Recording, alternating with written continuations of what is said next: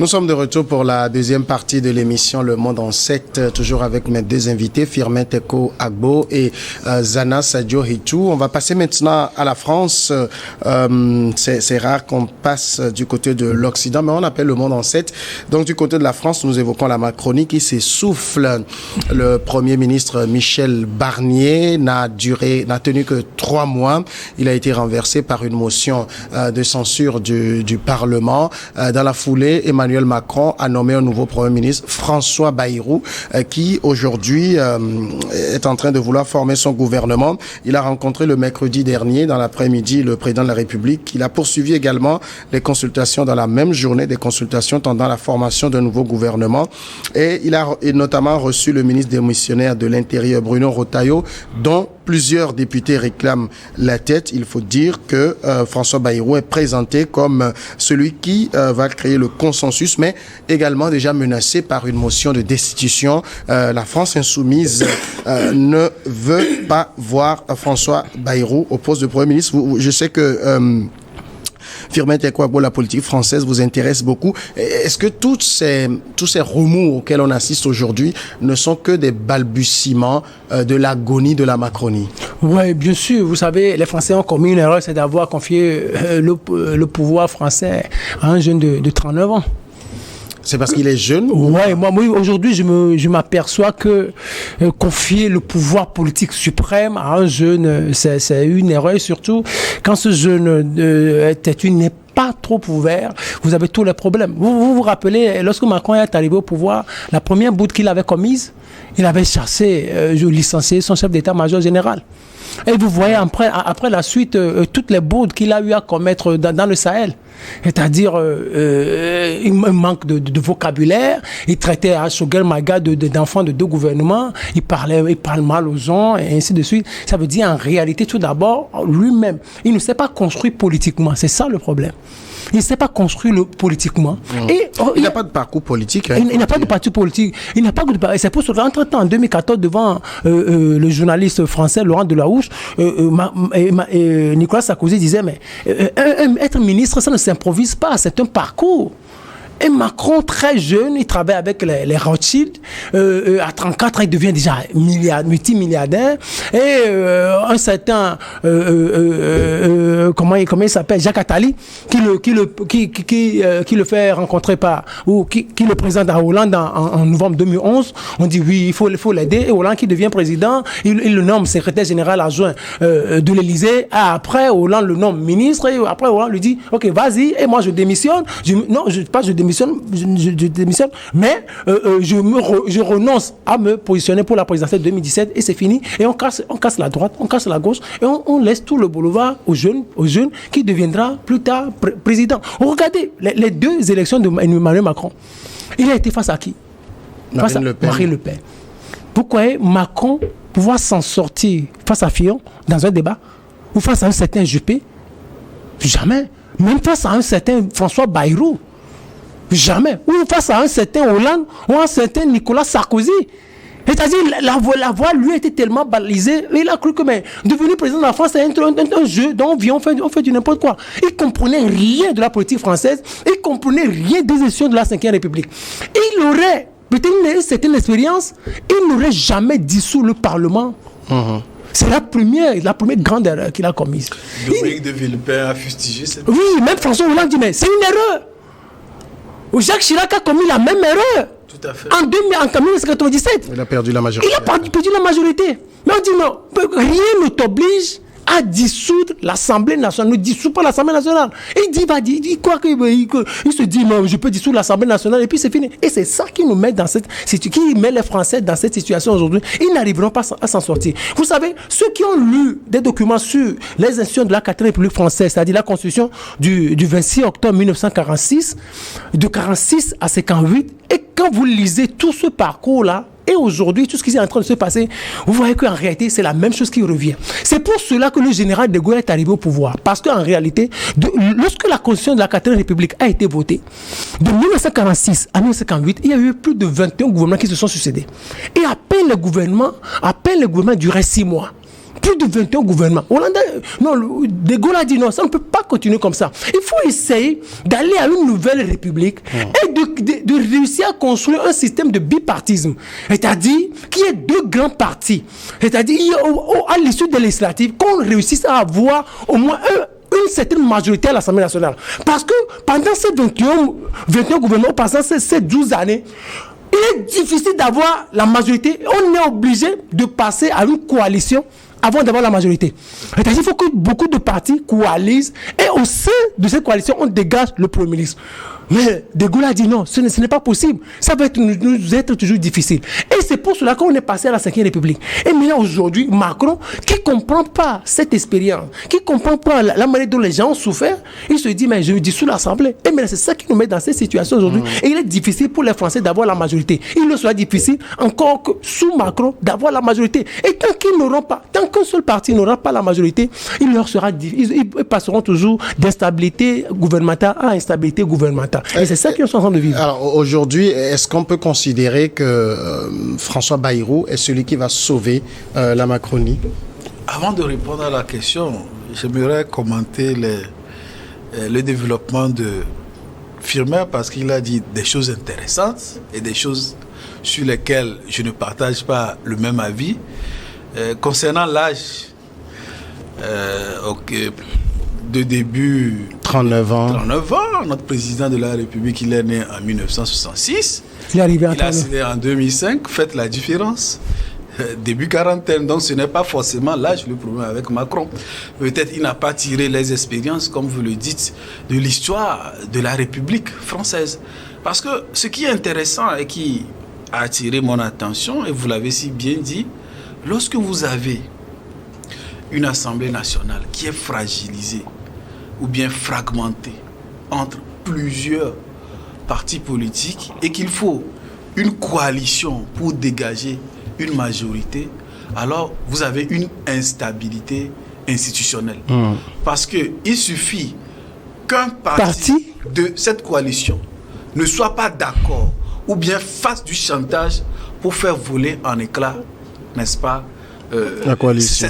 La coalition. C'est ce qu'on voit en Allemagne. C'est cette majorité. Et vous remarquerez que ces pays que nous applaudissions chaque fois, lorsqu'il y a des élections, le Ghana par exemple, il n'y a que souvent 2 partis. C'est vrai qu'il y a d'autres, mais il y a 2 grands partis.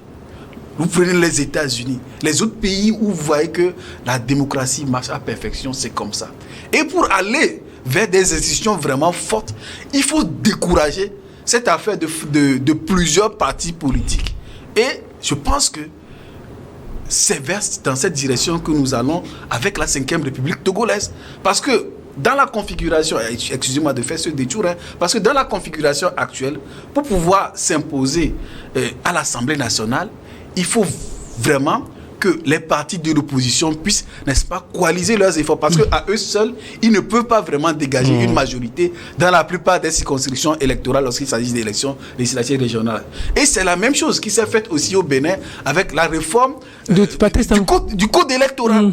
Demain, c'est parce qu'aujourd'hui, des quotas sont exigés sur le plan national avant de prétendre bénéficier de certains. C'est donc ça veut dire que vous aurez beau avoir un certain nombre de sièges, mais si vous manquez d'avoir un minimum dans une région, dans une circonscription, vous n'êtes pas éligible au partage des voix. Donc je crois que c'est dans cette direction que nous devons aller maintenant. Pour répondre à votre question, mais lorsque vous commencez déjà par exclure les propositions, je parle de Macron quand je dis de la France insoumise, du Rassemblement national, mais naturellement, on peut dire qu'on est en train encore de s'acheminer vers une autre motion de censure. Parce qu'aujourd'hui, et c'est vrai, le MODEM incarne le centre, donc il veut jouer peut-être sur ses capacités à rassembler. À rassembler. Mais lorsque vous voulez rassembler tout en voulant exclure, mais vous êtes en train de vous mordre la queue, c'est le serpent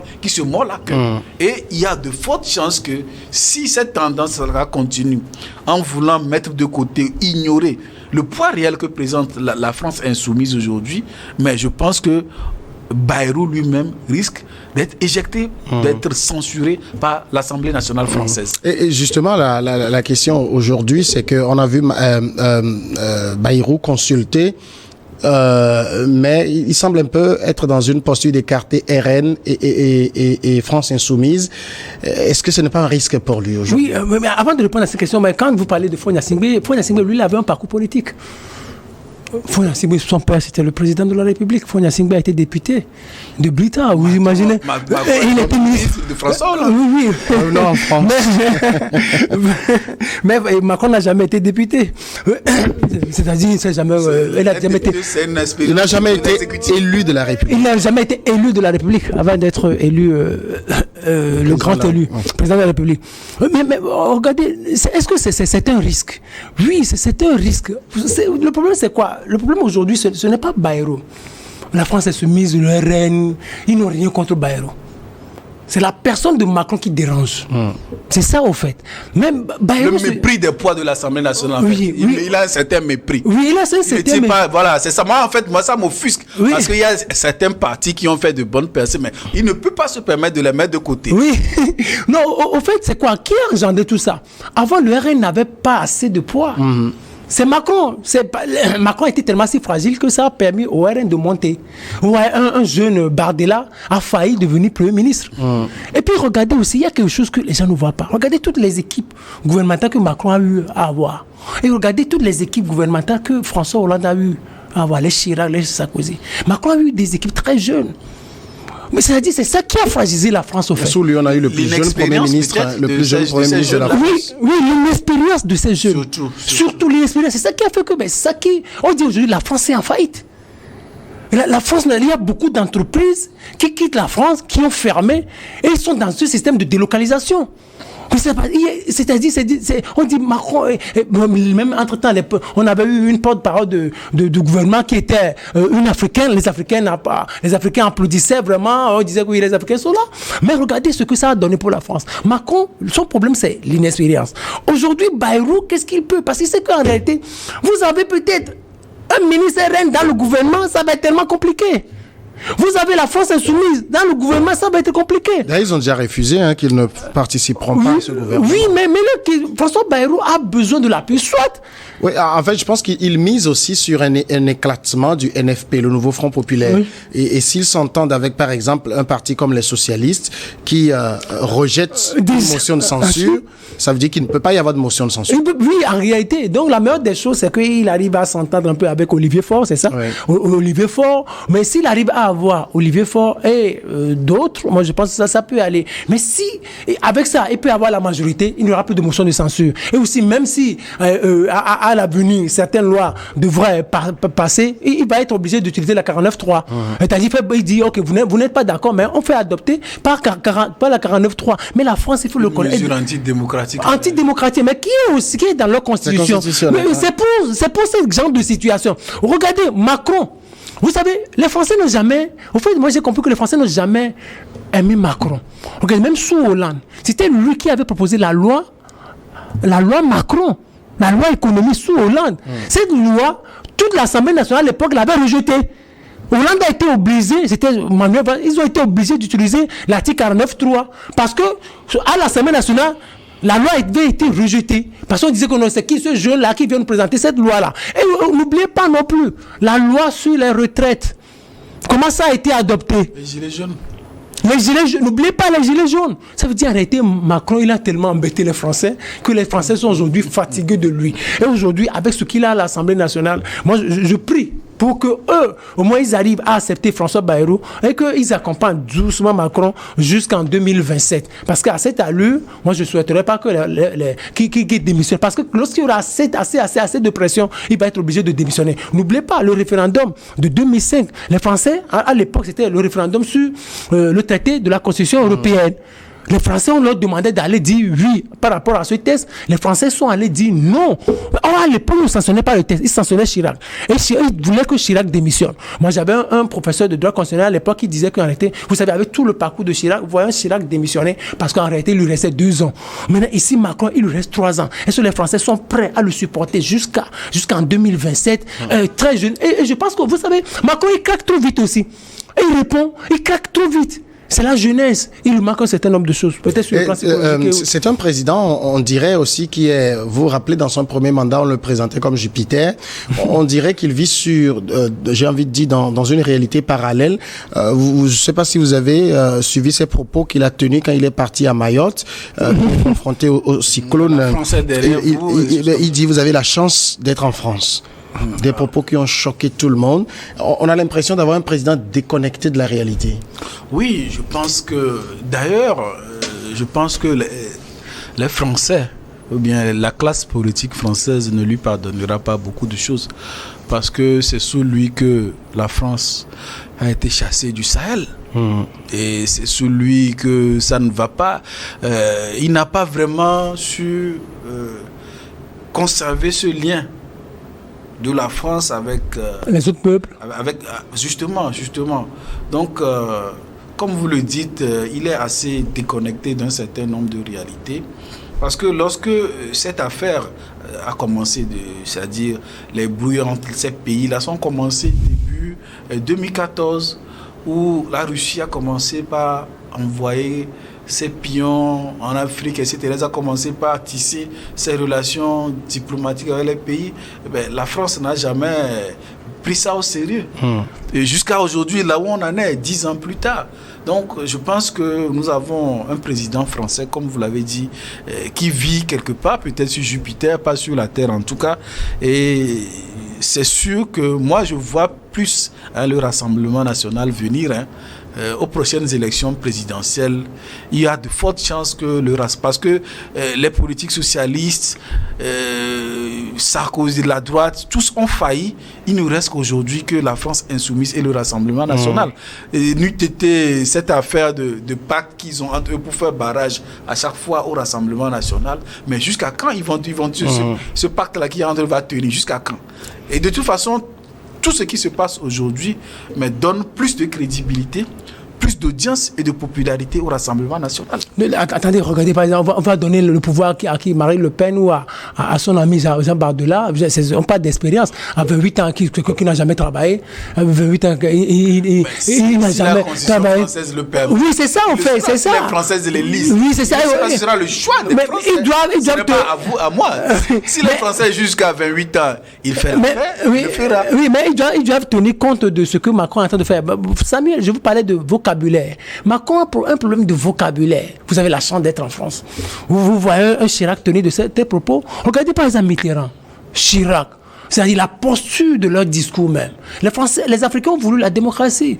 Mais à la boule, Mitterrand leur a accordé la démocratie en toute tranquillité, avec un vocabulaire approprié. Mais Mitterrand, Chirac aussi. Mais les Africains arrivaient à un moment donné, ils l'ont critiqué, tout ça. Mais il a été tellement sage par rapport au vocabulaire.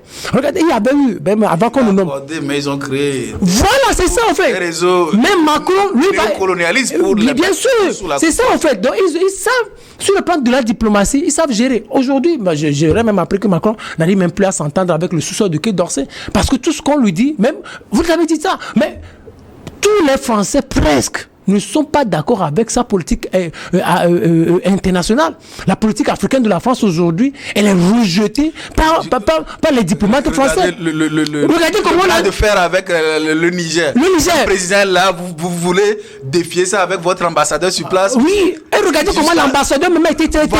Voilà. Vous voyez, c'est inadmissible. Sur Sarkozy, on aurait pu avoir ça. Non, Macron, il a rabaissé le niveau de la France aujourd'hui, sur le plan économique, sur le plan politique, sur le plan international. Plus personne ne le respecte. C'est ça le problème aujourd'hui en France. Mais je demanderai aux Français d'être beaucoup plus patients, mais de ne pas le contraindre à démissionner. Mais il a quand même choisi, je vais dire, François Bayrou. C'est un homme qui a plus de 40 ans de parcours politique. Je sais qu'il s'entend bien avec Bayrou. Il veut jouer sur son expérience pour maintenir les équilibres jusque peut-être en 2027? Oui, en fait, c'est ça, en réalité, l'intérêt d'avoir ce qu'on appelle le centre. Le réel centre, hein, parce que nous avons connu comme politique autrement au Togo. En fait, c'est ça. En fait, quand il y a une crise majeure, on a besoin de rassembleurs, on a besoin des gens qui sont capables d'aller chercher à gauche, d'aller chercher à droite, des gens qui sont crédibles de part et d'autre. C'est ça l'intérêt d'avoir vraiment un centre. Et c'est sur ça que Emmanuel Macron est en train de jouer actuellement. Donc, mais comme je l'ai dit précédemment, est-ce que Bayrou a toutes les chances? Lorsqu'on écarte la France insoumise, lorsqu'on écarte le Rassemblement national, est-ce qu'on peut compter jusqu'au bout sur les socialistes pour éviter une motion de censure? Parce que c'est la stabilité du prochain gouvernement qui se joue sur ces points que je viens d'évoquer. Vous parlez de Bayrou, mais Bayrou a fait partie de son premier gouvernement. Oui, il n'a fait qu'un mois. Il a été garde des Sceaux, il n'a fait qu'un mois. C'est un record d'expérience gouvernementale. Dans son premier gouvernement, il y avait quoi? Edouard Philippe. Il y avait même au niveau du ministère de l'Intérieur, l'autre, il a dit c'est Colombe. Comment il s'appelait? Colombe, c'était le maire de... J'oublie. Il avait, dans son premier gouvernement, il y a eu quelques anciens qui faisaient partie de... Mais après, le divorce a été tellement si rapide. Parce qu'en fait, le problème de Macron, c'est qu'il n'écoute pas les autres. Il n'écoute pas, il n'est pas ouvert. En fait. Il se croit... il joue le pédant, il se croit plus intelligent que tout le monde, parce qu'en réalité, il ne s'est pas construit, parce qu'il se dit il a de l'argent, il est milliardaire, et il veut marcher sur tout le monde. C'est ça qui fait que ça ne marche pas pour lui. Vous parlez de Bayrou, vous dites un homme d'une expérience, 40 ans d'expérience, et Barnier. Michel Barnier, c'est un vieux de la politique française. Michel Barnier a eu à travailler avec Chirac. Michel Barnier, c'est un puissant de la droite française. Mais pourquoi ça n'a pas pu marcher? Le problème, ce n'est pas une question de Bayrou, encore moins de Barnier. Le problème, c'est Macron. Le problème, c'est Macron. C'est-à-dire, vous voyez, Mélenchon, Macron, il aime tellement Mélenchon qu'on ne comprend pas pourquoi. Parce que tout ce que Macron débite, mais Mélenchon se dit, mais ce monsieur, est-ce qu'il est raisonnable? C'est ça, en fait. Mélenchon, c'est un professeur qui est en contact régulier avec les Français. Il se dit, Macron, mais il est sur notre planète. On ne comprend pratiquement rien. C'est pour ça que la France insoumise ne va jamais soutenir les premiers ministres de Macron. Mais c'est comme aujourd'hui, c'est le régime parlementaire qui est en train de se jouer. Hein. Le régime parlementaire, on est en quête perpétuelle d'une coalition, et tant qu'on n'aura pas la coalition, donc on aura toujours des gouvernements, comme ça se passe en Allemagne actuellement, comme ça se passe régulièrement en Italie et en Israël. Mais la France s'est retrouvée dans cette position parce que Macron l'a voulu. Peut-être qu'il faut prendre expérience sur le Togo et avoir au plus de 97% des députés en sa faveur. Ça facilitera la tâche. On va passer au dernier sujet. C'est obtenu grâce à un travail sérieux. Non, moi, je n'ai pas critiqué. Hein. Non, moi aussi, je ne critique pas non plus. J'apporte des éléments. Ici, on a réussi à créer, ici au Togo, on a réussi à créer un parti fort. Ça, c'est le 5e sujet, ça va y on a réussi à créer un parti fort. Au moins, le parti qui arrive toujours à avoir la majorité. Ouais. On va parler donc du Togo. On va évoquer maintenant les ouvrages publics. Est-ce qu'il faut s'inquiéter surtout sur la sécurité de ces ouvrages? Nous posons cette question en lien avec le drame du 13 décembre dernier.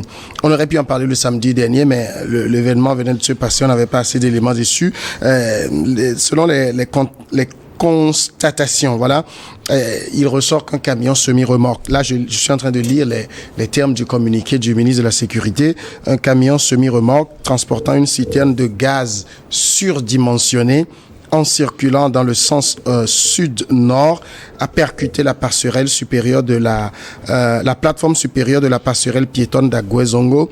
En s'effondrant sur la chaussée, la plateforme a écrasé le camion semi-remorque lui-même, ainsi qu'une voiture et 2 tricycles affectés au transport de personnes, tous roulant dans le même sens.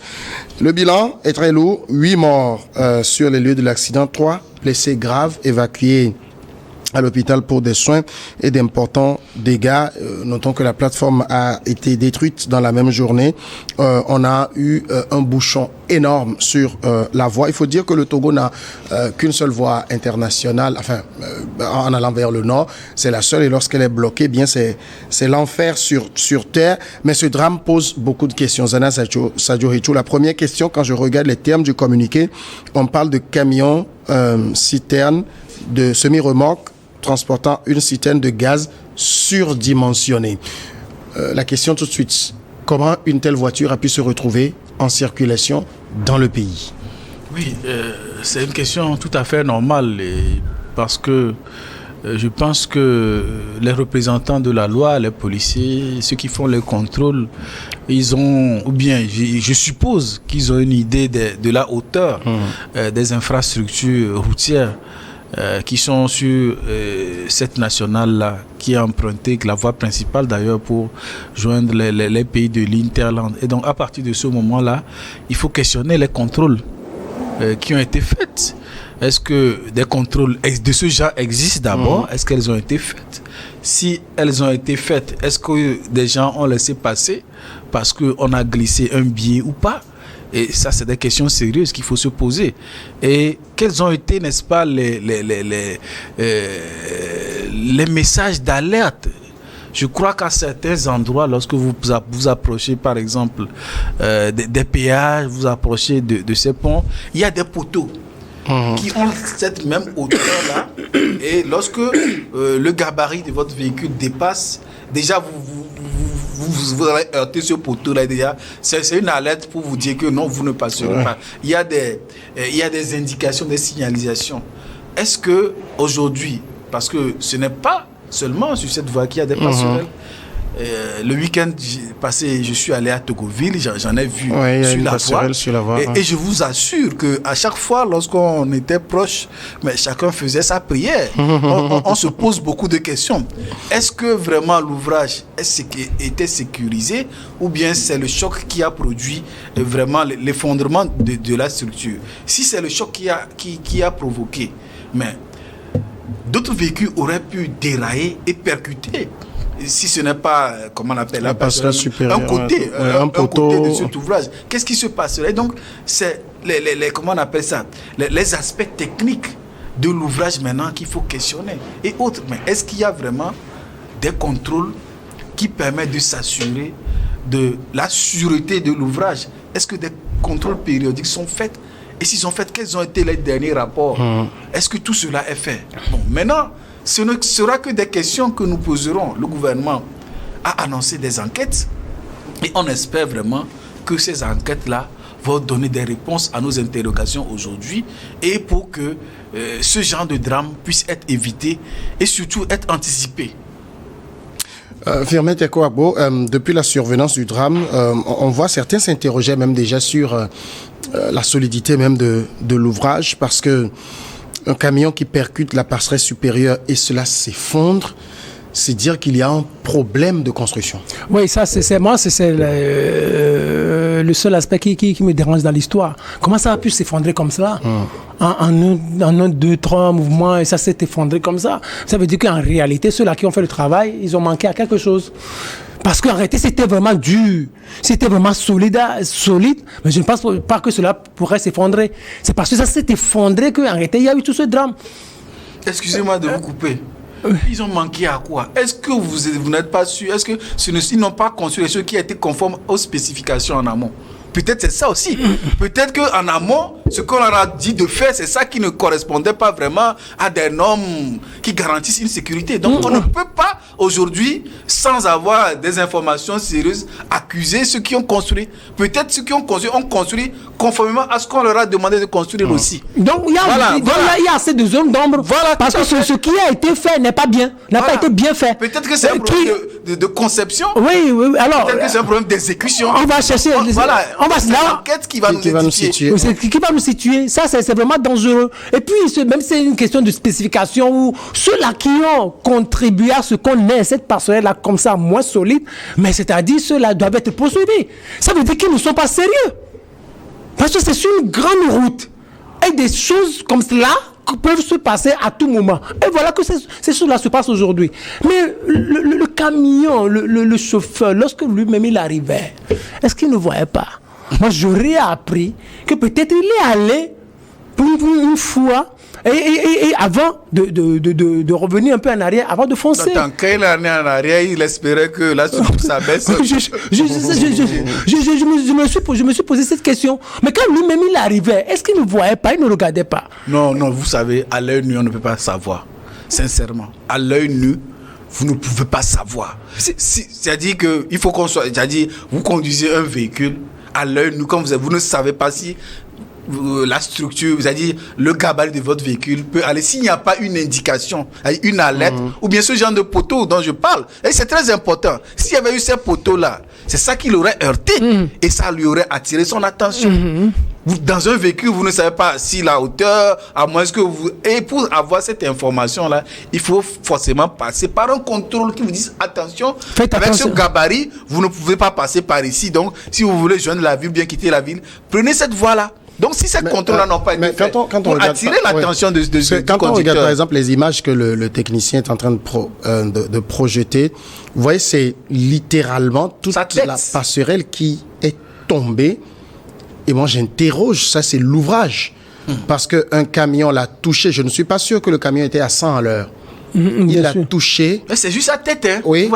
Et il est tombé complètement, a écrasé la tête du camion. Même si on suppose que la citerne était surdimensionnée et tout ce qu'on veut dire, la passerelle qui tombe était fragile. Oui, bien sûr. Oui. La passerelle était fragile, c'est ça en fait, c'est ce que nous dénonçons. C'était fragile, ça veut dire l'ouvrage n'a pas été bien fait, l'ouvrage n'a pas été bien réalisé. Alors, qui sont responsables? C'est pourquoi moi je dis... Qui sont responsables? Laissez firmer aller. Mais qui sont responsables de ce travail? Ce sont ces personnes qui sont responsables de ce drame aujourd'hui. Ça veut dire qu'on s'est beaucoup amusé avec l'argent public. On s'est beaucoup amusé avec la vie des citoyens. Ça interroge sur la réalisation de plusieurs ouvrages publics au Togo. Comment nos routes sont construites. Mais si on en vient, tu vas dire qu'il faut attendre. Parce que c'est complexe de poursuivre ce genre de personnes. C'est ce que tu vas dire. Non, moi je... Allez-y. Vous êtes taquin, vous, là. On va laisser Firmin aller au bout. Non, moi, je dis, mais ça interroge au fait. Au moins, c'est ce que, par rapport aux autres passerelles qui sont dans le pays, comment ça a été réalisé? La première chose, la plupart des grands ouvrages, la plupart des grands bâtiments que nous construisons, pour la plupart des grands bâtiments publics, comment ces bâtiments se construisent? Nous avons de nouveaux bâtiments aujourd'hui, publics, qui sortent des terres. C'est une bonne chose. Est-ce qu'à l'avenir, on ne va pas parler d'effondrement? Est-ce que ces travaux-là ont été bien suivis? Est-ce que le gouvernement suit de près ces travaux-là? Ces travaux-là sont confiés à qui? Qui réalise ces ouvrages-là? Est-ce que ceux-là qui réalisent ces ouvrages sont honnêtes? Ceux-là qui, ces marchés sont confiés, sont honnêtes? Est-ce qu'il n'y a pas peut-être d'autres bras qui soutiennent ceux-là qui ont ces marchés-là? C'est-à-dire, il y a des gens que je vais t'aider, tu vas avoir le marché, mais moi j'aurai 15%, j'aurai 20%. Et lorsque la personne a 15%, 20%, mais ça dit, ne vous attendez pas à ce qu'on ait de beaux ouvrages. Parce qu'il y a quelque chose qui va manquer dedans. Parce que ce dont on a besoin, pour réaliser cet ouvrage, peut-être c'est 20 000 francs. Quand vous prenez 5 000, vous prenez 10 000, mais attendez, il faut s'attendre à ce que l'ouvrage ne soit pas bien ficelé, ne soit pas bien défini. Donc moi je souhaiterais que le président de la République, il a parlé d'enquête, tout ça. Il a dit quelque chose d'important, il dit, mais ça dit, les familles des victimes vont être prises en charge et vont bénéficier d'un certain nombre de soins, c'est déjà quelque chose. Mais le gros du problème, c'est à ce niveau-là. Qu'il y ait une commission d'enquête qui couvre tous les ouvrages, les nouveaux ouvrages qui ont été réalisés depuis peut-être une dizaine d'années. Les routes, les passerelles, les bâtiments publics, que peut-être même des étrangers ont eu à réaliser ou à construire pour nous. Que tout cela soit mis dans le dossier des enquêtes pour qu'à l'avenir, on n'ait plus de telles situations. Parce que ce qui s'est passé, c'est grave. C'est vraiment grave. Des gens sont morts, 8 personnes qui meurent comme cela. parce qu'il y a un ouvrage qui n'a pas été bien réalisé. Moi, je pense qu'à l'avenir, il y a beaucoup de personnes qui vont faire la prison avec cette histoire. Alors, si je lis aussi les termes du communiqué du Conseil des ministres du 13 décembre, il dit qu'au regard des, je lis juste un extrait, au regard des conditions irrégulières du gabarit de la semi-remorque transportant une citerne de gaz ayant occasionné cet accident dramatique, le dirigeant de la société propriétaire de la semi-remorque a été écouté par la police judiciaire et placé en garde à vue pour les besoins de l'enquête. De même, les dirigeants des entreprises chargées de la construction de l'ouvrage et de ses accessoires ont également été convoqués et écoutés. Et le chef de l'État a ordonné qu'une enquête soit mise en place pour faire la lumière sur les circonstances de cet accident et situer les responsabilités contractuelles et administratives dans la construction de l'ouvrage. On entend aussi que des mesures sont prises pour veiller au respect strict des cahiers de charges des entreprises. Donc il y a un problème de respect des cahiers de charges. Bon, on attend ce que l'enquête va donner comme conclusion. Mais on peut raisonnablement penser qu'il s'agit de quelque chose comme ça. Parce que si le communiqué du gouvernement le dit, ça veut dire que c'est une piste sérieuse que le gouvernement est en train d'exploiter. Et comme l'a dit Firmin, au-delà de l'élargissement de ces enquêtes à des contrôles de tous les ouvrages publics, mais on a à Lomé le bâtiment de la Lonato qui a été abandonné pour des raisons de conformité. Donc, la question se pose, est-ce que ce bâtiment risque de s'effondrer un jour ou non? Pourquoi est-ce qu'on ne pense pas peut-être à le détruire dès maintenant? Parce qu'il paraît que le bâtiment aussi... on a entendu quelque chose comme ça. Et vous avez... On ne l'exploite pas. Ce n'est pas exploité parce qu'apparemment, il y a des soucis. Il y a des soucis comme ça. Il y aurait des soucis comme ça. Et vous avez appris, je ne sais pas si c'est cette semaine ou autre, où une personnalité publique dit qu'il y a trop de corruption dans la commande publique. Oui, bien sûr. Il y a la COP qui a fait une conférence de presse qui a dénoncé cela. C'est-à-dire, on a parlé de trop de corruption, on a parlé de surfacturation, on a parlé de fausse facturation. Et lorsque vous regardez, ces passerelles sont beaucoup à Lomé. Oui. Et c'est le même modèle. Donc ça veut dire que, est-ce que en amont, on ne va penser que c'est les mêmes spécifications qui ont été élargies à toutes ces passerelles en ville? Donc je suis en train de me dire, est-ce que toutes les passerelles piétonnes qui existent, ils n'ont pas la même fragilité que celui qui s'est effondré la dernière fois? En réalité, c'est la psychose, tout le monde qui passe en dessous ou bien au-dessus. Je ne sais pas si les gens ont encore le courage de passer. Il y a assez de passerelles aujourd'hui. La passerelle qui s'est effondrée n'était pas encore ouverte.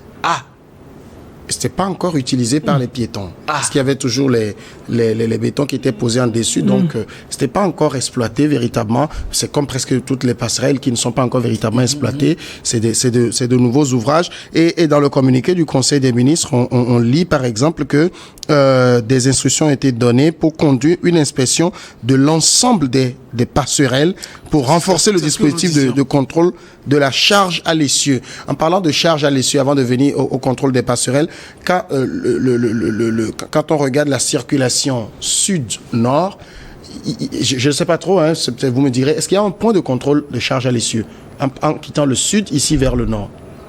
Oh, je n'ai pas l'information. Moi non plus. J'ai entendu des personnes dire qu'il y en a. Il y en aurait à Agbalepédo, j'aurais appris ça. Il y en aurait à Agbalepédo, je crois. Il y en aurait à Agbalepédo, j'ai entendu. Et si c'est le cas, ça veut dire que celui-ci n'a pas été au contrôle? Quelque chose du genre? Je dis, c'est ça en fait qui fait réfléchir, quoi. Comment il s'est arrangé à se retrouver à Lomé et quel a été son itinéraire et comment se fait-il que à l'aller comme au retour, personne ne semble avoir inquiété. D'autant plus que, vous savez, un camion citerne qui n'est-ce pas, transporte des produits pétroliers, ils ont des normes. Ce n'est pas comme un transporteur de marchandises ou bien de personnes où, on laisse hors gabarit, tout ça là, mais quand même, c'est un secteur assez réglementé ou bien? Bien sûr, le bien secteur sûr. des hydrocarbures. Oui, mais c'est ça. C'est très sensible. Ceux qui transportent les produits inflammables, ils sont soumis à des contrôles plus stricts que les transporteurs de personnes et de marchandises. Le camion-ci était dans le sens sud-nord. Ça veut dire que, je suppose, s'il venait de Lomé, il est passé sous ce que nous appelons l'échangeur. Ça veut dire que les passerelles sont plus basses que l'échangeur? Oui, je pense. Si s'il est dans le sens sud-nord. Non, il me semble qu'il venait comme ça, il venait du nord, je pense. Non, c'est dans le communiqué, en circulant dans le sens sud-nord. Nord, ah, ok. Il vient de Lomé, Oui. il va au nord. Il est passé certainement sous l'échangeur. Sous l'échangeur. Cela revient à dire que les passerelles sont plus basses que le niveau de l'échangeur. Ouais, Ouais. Il y a un problème, là. Mais il y a un problème. Ou soit il n'a pas. Attendez, il n'a pas emprunté la voie de l'échangeur. Oui, il venait du port. Comment est-ce qu'il est arrivé au port? Si il a tourné dans ce sens. Ça va être compliqué de toute façon. On verra. Mais là, il faut maintenant auditer toutes les passerelles et détruire celles qui doivent être détruites. Ouais, il faut tout éditer. Ça, c'est obligatoire. C'est à ce prix qu'on peut sauver, hein, qu'on peut éviter de mal à venir. Même les passerelles qui sont sur la voie de la CEDEAO, la voie qu'on appelle la voie de la CEDEAO, et d'autres, par exemple, même au niveau en Lambert, à Néron, non? Oui, il y en a où il y en a en descendant la colombe de la paix. Oui, la colonne de la paix, oui. C'est toute nouvellement construite. Oui. Ouais, on ne sait pas comment ça a été, mais dans quelle position elle se retrouve actuellement. Est-ce que les conditions ont été respectées dans la construction, même dans l'octroi des marchés? Et ça, surtout dans l'octroi des marchés, parce que quand la COP a parlé de commandes publiques l'autre fois, mais c'était ahurissant. Je ne sais pas si vous avez lu les rapports, mais il y a des choses extraordinaires. On a violation des tests et tout ça. Là. On a parlé d'actes frauduleux, on a parlé de surfacturation, on a parlé de fausses factures, dans un certain nombre de choses, mais c'est trop de corruption à ce niveau-là. Donc, avec ça, là, et ce qui est en train de se passer, moi, je pense que ça doit commencer par interpeller. Moi, vous arrêtez. Il y a des causes à effet fort. Moi, je pense, mais vous arrêtez au passerelle. Moi, je le dis, non, pas seulement au niveau du passerelle. Vous parlez de l'UNATO, le bâtiment de l'UNATO, mais il faut comme un assassin. Parce que du jour au lendemain, ça peut s'effondrer. Tout à fait. Ça peut s'effondrer parce que personne ne touche au bâtiment. On a juste mis des filets là-bas, je sais pas. Bon, oui, sincèrement. Avec des pluies violentes aujourd'hui, avec des vents violents que nous connaissons, avec ce dérèglement climatique, on peut s'attendre à tout. Donc la meilleure des choses, c'est peut-être de détruire ce bâtiment. Pour le moment, c'est des milliards qui vont partir. Mais on s'en fout. Mais il faut des milliards face à des vies humaines. Face à la vie humaine. Et aussi les routes, les conditions dans lesquelles nos routes sont en train d'être construites. Il faut tout auditer. Que le président de la République se lève et tape du poing sur la table. Pour que les routes qui ont été construites, surtout à partir de 2010 jusqu'à maintenant, les bâtiments qui ont été construits de 2010 jusqu'à maintenant, que tout soit mis, que tout soit audité, et que s'il y a des coupables, qu'on les envoie en prison. Parce que c'est-à-dire, c'est un manque d'égard à la sacralité de la vie humaine. Est-ce que parce que les gens s'inquiètent en disant qu'on a annoncé beaucoup d'enquêtes dont on n'a pas vu la suite. Je ne sais pas s'il y a eu une malédiction des enquêtes dans le pays. Vous pensez qu'on saura d'ici quelques mois qui est coupable de ce qui s'est passé? Non, je pense qu'il ne faut pas non plus prendre la République ou bien encourager le voyeurisme. Il y a beaucoup d'enquêtes qui sont abouties. Ce n'est pas parce que les résultats ne sont pas publiés sur la place publique qu'il n'y a pas eu des résultats. Bien sûr, il y a des résultats. Moi, je parle plus des enquêtes publiques, celles qui ont été annoncées. On peut plutôt parler de déficit de communication des résultats des enquêtes. Mais dire que des enquêtes sont annoncées, c'est qu'il y a cette faiblesse de la part de nos dirigeants à communiquer les résultats des enquêtes, c'est tout. Ce n'est pas qu'il y a beaucoup d'enquêtes. Vous êtes optimiste pour le cas d'espèce? Je suis optimiste puisque lorsque une décision pareille est prise en Conseil des ministres, annonçant des instructions, des très hautes instructions d'ailleurs, du président de la République, vous savez, moi j'ai une très grande idée et une très grande opinion des décisions que le chef de l'État prend. Donc, je suis très optimiste, M. Samuel. Firmin? Non, vous savez, il y a des enquêtes qui ont abouti, il y a des procès qui ont été organisés. Par exemple, procès avec des officiers tout récemment. Oui, c'est des choses très sérieuses. des choses très sérieuses. C'est des enquêtes qui ont abouti à cela. Même l'atteinte à la sûreté de l'État, ce procès qui a été organisé en 2011. Il y a des enquêtes, peut-être qu'on ne nous situe pas par rapport aux résultats, c'est pour cela qu'on le dit, mais bien sûr il y a des enquêtes peut-être qui n'ont pas abouti.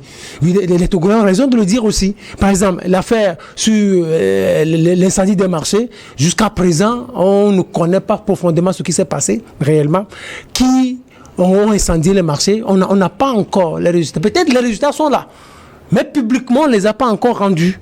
Oui, il y a des enquêtes qui ont abouti, et il y a des enquêtes qui n'ont pas abouti. Mais je pense que la promptitude avec laquelle le Conseil des ministres a réagi, moi je pense que cette enquête-là, ça va aller loin. Moi je suis optimiste par rapport à ça. Et même quand vous lisez un peu le contenu et l'esprit du communiqué, moi je pense que ça va aller un peu loin. Un peu loin, ça veut dire qu'on en connaîtra la teneur? Oui, mais moi je pense qu'on en connaîtra la teneur. Parce qu'il y a quand même 8 Togolais qui sont morts, les familles ont besoin de savoir qui est responsable. Qui est responsable? Indemniser, il le faut. Hein. Oui, bien évidemment. Non, je pense que dans le communiqué, vous comprenez tout de suite que... On demande de soutenir les familles. Oui. Moi, je lisais quelque part aujourd'hui, je ne sais pas si c'est vrai, mais je le dis, que certaines des familles dont les corps étaient gardés à la morgue au niveau de l'hôpital Dr Lafayette ont dû payer elles-mêmes pour retirer les corps. Je ne sais pas si c'est vrai, mais je le dis.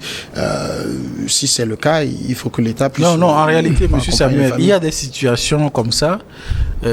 Pendant que la réflexion est en cours au niveau des autorités, vous pouvez engager des frais qui pourront pouvoir être remboursés plus tard. Il y a beaucoup de situations comme ça auxquelles moi-même j'ai fait face.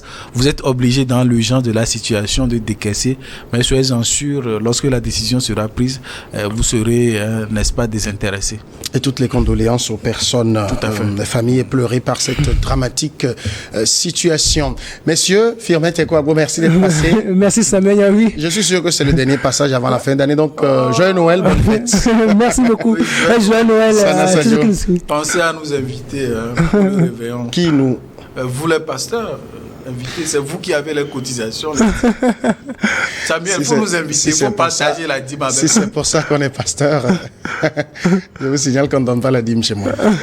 Merci à tous et passez un excellent week-end.